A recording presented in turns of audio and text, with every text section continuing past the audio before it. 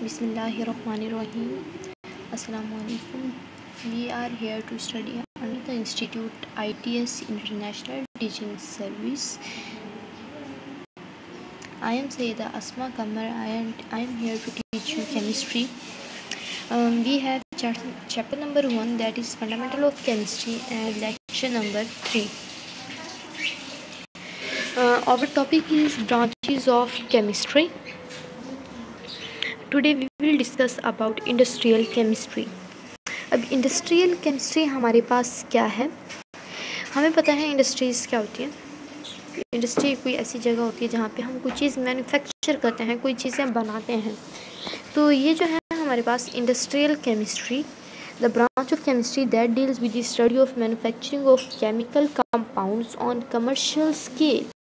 यानी कि यहाँ पे हमारे पास क्या है कि कंपाउंड्स को ही तैयार किया जाता है on commercial scale, on very large scale. So this is known as industrial chemistry. Scope इस इंडस्ट्री का क्या है? इसमें हमारे पास बेसिकली हम क्या तैयार करते हैं? केमिकल्स तैयार करते हैं, जैसा कि ऑक्सीजन, क्लोरीन, अमोनिया NH3 जो होता है, कॉस्टिक सोडा और इसी तरह के और भी बहुत सारे केमिकल्स तैयार करते हैं. तो इन केमिकल्स को तैयार करने का मकसद क्या होता है कि ये जो केमिकल्स हैं ये मज़ीद वो चीज़ें जो हम अपनी लाइफ में इस्तेमाल करते हैं वो चीज़ें बनाने के लिए as a raw material act करते हैं. अब जैसा कि फर्टिलाइज़र्स हैं, तो ये फर्टिलाइज़र्स बनाने के लिए इस्तेमाल होते हैं केमिकल्स. अब फर्टिलाइज़र्स का हमें पता है हम किस मकसद के लिए यूज़ करते हैं. हमारी जो क्रॉप्स होती हैं, जो फसलें होती हैं, उनकी क्वालिटी को अच्छा करने के लिए, उनके प्रोडक्शन को इम्प्रूव करने के लिए हम फर्टिलाइज़र्स यूज़ करते हैं. इसके अलावा सोप का आप लोगों को पता है किस मकसद के लिए इस्तेमाल होती है. और टेक्सटाइल जो है हमारे पास ये कपड़ा बनाने वाली इंडस्ट्री होती है. तो यहाँ पे हमें बताया गया है कि इंडस्ट्रियल केमिस्ट्री में बेसिकली हम क्या चीज़ें बनाते हैं और उससे हम मज़ीद क्या कुछ बना सकते हैं. नेक्स्ट है हमारे पास न्यूक्लियर केमिस्ट्री. न्यूक्लियर केमिस्ट्री हमारे पास क्या है? The branch of chemistry deals with the radio activity, nuclear properties and reactions. यहाँ पे प्रॉपर्टीज़ ही लिखा हुआ है, आगे रिएक्शंस आएगा, न्यूक्लियर प्रोसेसेस एंड रिएक्शंस. तो यहाँ पे हमारे पास क्या होता है कि एटम का स्ट्रक्चर हमने पढ़ा कि एटम में जो है दरमियान में एक न्यूक्लियस होता है और उसके इर्द गिर्द जो है वो शेल्स होते हैं. शेल्स में इलेक्ट्रॉन्स होते हैं, न्यूक्लियस के अंदर न्यूट्रॉन्स और प्रोटॉन्स होते हैं. तो एटम के न्यूक्लियस की जो स्टडी होती है ना बेसिकली, वो हमारे पास न्यूक्लियर केमिस्ट्री कहलाती है. और न्यूक्लियर केमिस्ट्री में हम फिर क्या करते हैं? न्यूक्लियर रिएक्शंस को देखते हैं और इसके अलावा रेडियो एक्टिविटी का इफ़ेक्ट हम देखते हैं. The main concern of this branch is with atomic energy and its uses in daily life. तो इसमें हमारे पास क्या है कि हम न्यूक्लियर केमिस्ट्री के थ्रू एटॉमिक एनर्जी हम क्रिएट कर सकते हैं, एटॉमिक एनर्जी बना सकते हैं और उसे हम अपनी डेली लाइफ में भी यूज़ कर सकते हैं. एप्लीकेशंस इसके क्या हैं या हम इसे कहाँ पे अप्लाई कर सकते हैं? न्यूक्लियर केमिस्ट्री यूज़ होती है रेडियोथेरेपी यानी मेडिकल ट्रीटमेंट में. मेडिकल ट्रीटमेंट यही है कि हम रेडिएशंस को यूज़ करके जो हम इलाज करते हैं उसे रेडियोथेरेपी कहा जाता है. जैसे आप सब लोगों ने प्रीवियस क्लासेस में लिथोट्रिप्सी के बारे में पढ़ा होगा.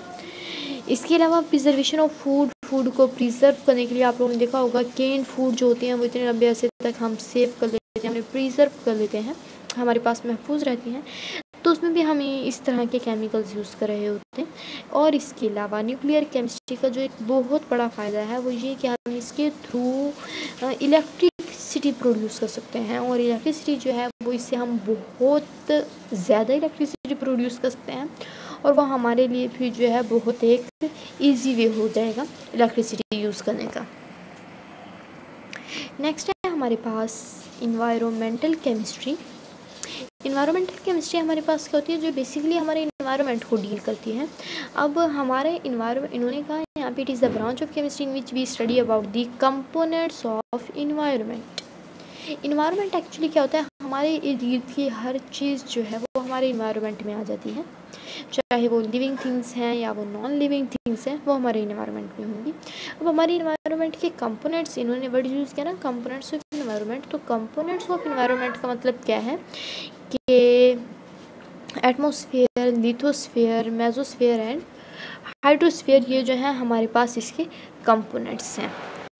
एंड अब इसमें हमारे पास क्या रहता है कि ह्यूमन एक्टिविटीज़ का हमारे एनवायरनमेंट पे क्या इफेक्ट होता है। ह्यूमन एक्टिविटीज़ से मुराद ये जैसे कि हम अपने फ़ायदे के लिए अक्सर दरख्तों को काट देते हैं, जंगलात को काट देते हैं, जिसे डिफॉरेस्टेशन कहते हैं, आप लोगों ने पढ़ा हुआ है। तो उस डिफॉरेस्टेशन का हमारे एनवायरनमेंट पे क्या इफेक्ट होता है, ये छोटी छोटी बातें इसे पॉइंट आउट करवा रही हूँ, आप लोगों ने पढ़ी हुई हैं पहले, ठीक है। तो जिस तरह डिफॉरेस्टेशन इंसानों की वजह से क्या इफेक्ट होता है, हम लोग बहुत ज़्यादा ट्रांसपोर्ट यूज़ करते हैं, ट्रांसपोर्ट की वजह से एयर पोल्यूट हो जाती है, तो वो एक्चुअली हमारी वजह से हमारे एनवायरनमेंट पे इफ़ेक्ट होता है जो हम देखते हैं।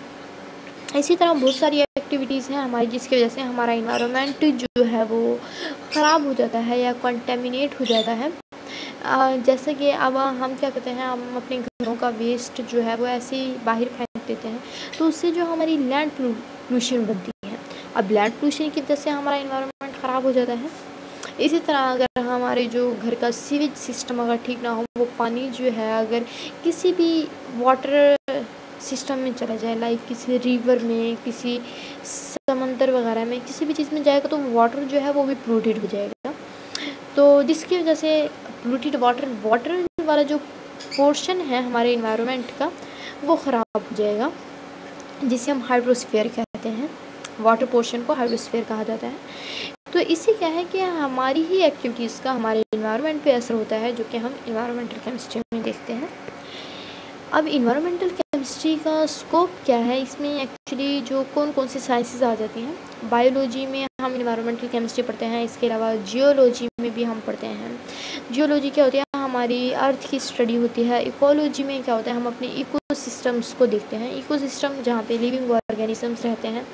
इसके अलावा सॉइल पे, जैसे मैंने पीछे लैंड पोल्यूशन की एग्जांपल दी, वहाँ पे इफ़ेक्ट होता है। और वाटर की भी मैंने एग्जांपल बताई कि सीवेज सिस्टम ख़राब होने की वजह से हमारा वाटर पे क्या इफ़ेक्ट होता है। तो ये सारी चीज़ें जो हैं वो हमारी इन्वायरमेंटल केमिस्ट्री में आ जाती हैं, जो हम इसके थ्रू स्टडी करते हैं। यहाँ तक हमारा आज का लेक्चर कंप्लीट हुआ। यहाँ तक किसी को कोई बात समझ नहीं आई तो वो पूछ सकते हैं। Any question still here? Okay, thank you, अल्लाह हाफिज़।